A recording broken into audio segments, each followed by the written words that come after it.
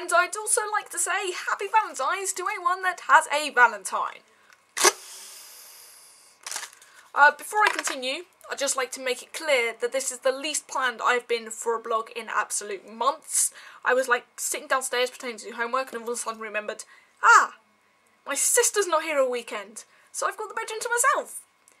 As a result, I'm sitting in front of a camera talking to myself, which kind of links into the fact that it's a Valentine's Day, because the only person that received a Valentine in my entire family was my mum.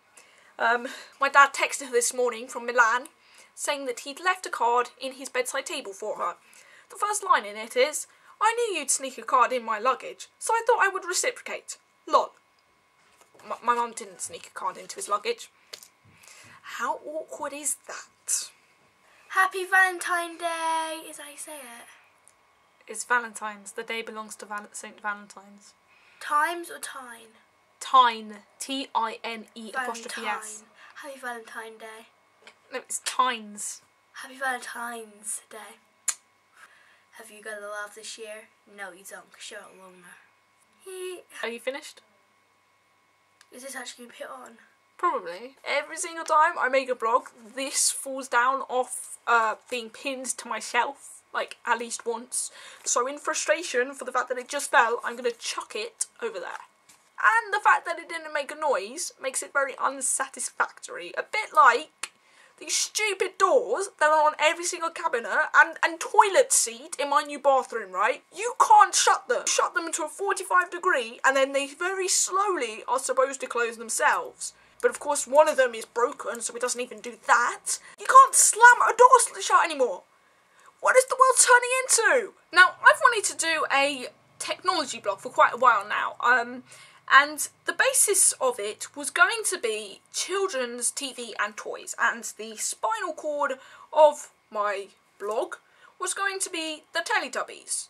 From whenever I started watching telly to quite a grown-up age, a bit older than you'd expect, Teletubbies was my favourite show.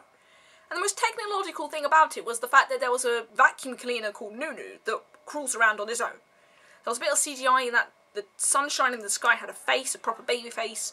I think there was a house they went into and there was like what looks a bit like the TARDIS console when it lights up and has noises and stuff. But that was pretty much it. You know, the basis of the show and the reason children watched it was because there was 4 adults of shortish size running around in costumes. And when the toys came out, my mum tells me the story about how we were walking around the shops and I was in the buggy about 2, started pointing to one of the toys on the shelf and she bought it for me. And after that, everyone came charging up to like, "Oh my god, where did you get that?" Because when the Teletubbies toys came out, they went literally like that. A bit like Buzz Lightyear. But we're not going to go there because Buzz Lightyear toys is a bit of a sore spot with me. At least these toys that just disappeared off the shelf did nothing. They were literally cuddly toys with plastic faces. No noise, no pictures, anything. Just a Poe. And I used to use that Poe as my baby when I was playing Mummies and Daddies with my best friend at the time.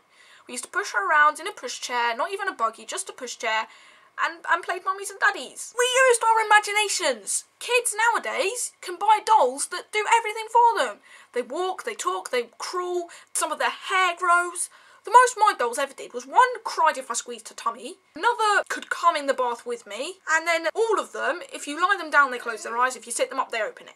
You couldn't even have a baby that laid down and wasn't asleep. Now, I think I covered everything I wanted to say about Teletubbies. What I wanted to say today really wasn't about the Teletubbies. It was the fact that, as I'm sure a lot of you know, Stephen Fry, the great Stephen Fry, who a lot of people seem to have had enough with now, a while ago did a show called The 100 Greatest Gadgets. And his number 1 was the lighter. The simplest gadget you could ever think of. Everyone was like, "Oh, why?" And he told a story about how when some adventurers went to an island and they took all their helicopters and their phones, and then everyone was like, "Oh wow," because they'd never seen electricity, and then all of a sudden they light a fire and they're even more shocked because they think it's amazing that humans can make fire with their fingers. Now, I realised this morning just how amazing a lighter is. And I realised that I'm not just scared of the dark, I'm scared of matches as well.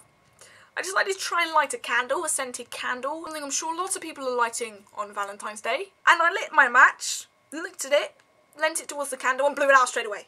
because I was just terrified it was going to come up and burn my fingers, even though these are extra long matches. And I think that just shows how pathetic we are now becoming. Our children are losing their imaginations because dolls are doing things for them, and we are losing our ability to do simple day-to-day tasks because gadgets are doing them for us. So that's all I wanted to say about gadgets. I hope you enjoyed it.